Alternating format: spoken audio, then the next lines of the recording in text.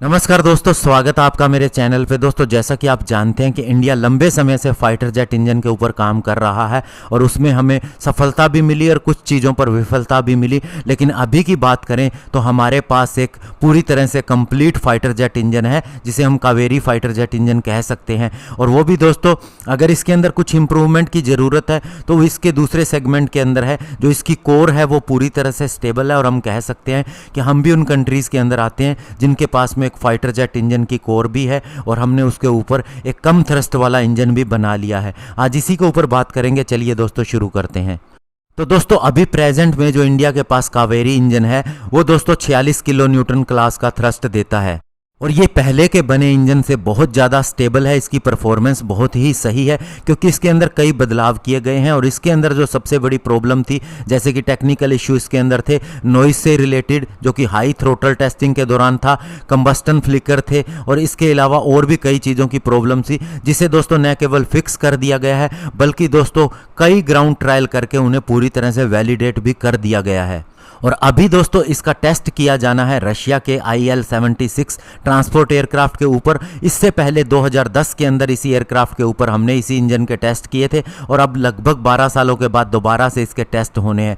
लेकिन दोस्तों, जो अभी रशिया और यूक्रेन के बीच में वार चल रहा है, उससे दोस्तों अब ये थोड़ा सा डिले जरूर हो सकता है, लेकिन फिर भी दोस्तों इंजन के अंदर किसी भी तरह की प्रॉब्लम नहीं है और GTRE इसे लेके पूरी तरह से आश्वस्त है।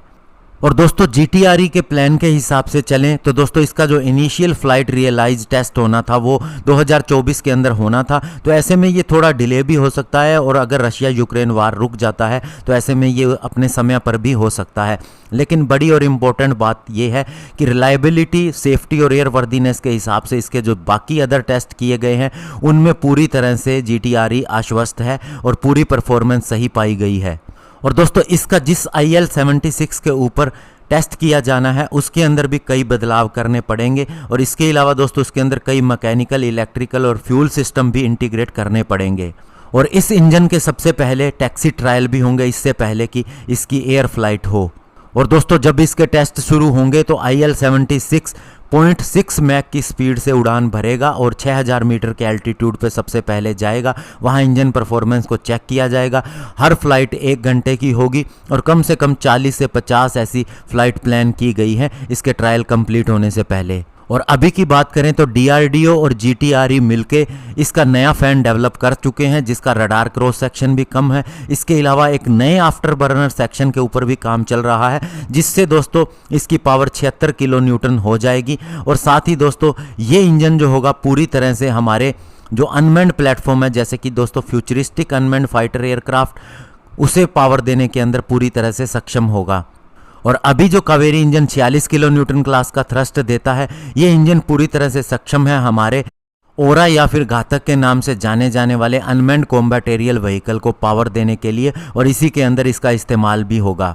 तो दोस्तों, इस तरह से आप कह सकते हैं कि हमने आधे से ज़्यादा रास्ता तय कर लिया है फाइटर जेट इंजन निर्माण के लिए। और जो हम जॉइंट डेवलपमेंट करने वाले हैं वो होगी 125 किलो न्यूटन थ्रस्ट क्लास के इंजन को डेवलप करने के लिए, जिसके अंदर हमें काफ़ी ज़्यादा इंप्रूवमेंट करने की ज़रूरत होगी। और उसके बाद दोस्तों अगर फ्यूचर में और भी ज़्यादा पावर के इंजन की ज़रूरत पड़ती है तो वो भी हम खुद ही बनाने में सक्षम होंगे। धन्यवाद। जय हिंद।